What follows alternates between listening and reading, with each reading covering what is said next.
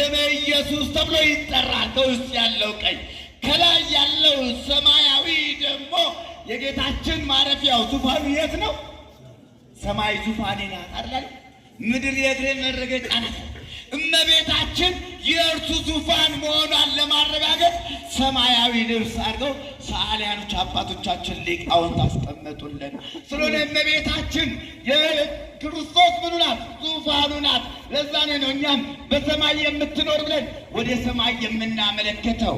ይህን የአበባ ምልክት የያዘው ደግሞ አብሳሪው ቅዱስ ገብርኤል መጋቤ ሐዲስ ይህን ያዘበት ደግሞ ምክንያት አለው።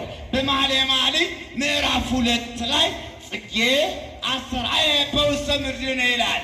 ምድር አያችሁ፣ ጽጌ አስተርአየ በጽጌ ወቅት ላይ ምድር አበባን ፍሬዋን ሰጠች። የክረምቱ ጊዜ አለፈ፣ አበባ መዓዛ ያወጣልና እመቤታችን ድንግል ማርያም የሁላችን ሕይወት ያለፈውን ክረምት ለውጣ በበጋ በበረሃ በፀሐዩ ያሳየችን ሕይወታችንን ያጣፈጠች መዓዛ የሰጠችን ከጨለማ ወደ ሕይወት ያሸጋገራችን ናትና የመከራው ጊዜ የዛ የጨለማው ጊዜ አልፏል ሲል ጽጌ አስተርአየ በውስተ ምድር ሲሉ አበባውን አሳዩን አባቶቻችን።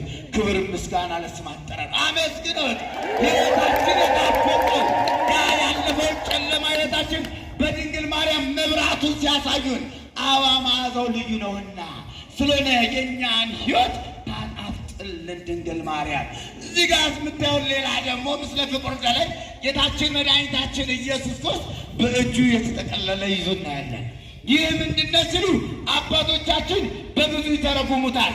አንድም ወንጌልን ልሰራ ወንጌልን ልፈጽም መጣሁ ሲል ወንጌል ብራናውን የተጠቀለለውን ያዘ። በብሉይ ኪዳን በድሮ ጊዜ የነበረ ወንጌል እንዳሁን የተጠረዘ አልነበረም። ምን ነበር? በብራና የተጻፈ የተዘረጋ ነውና ይህን ወንጌል መፈጸም ያቃተውን የሰው ልጅ ወንጌል እንዴት መስራት እንዳለበት መፈጸም እንዳለበት አርያ ለመሆን ወንጌሉን ይዞ አሳየን።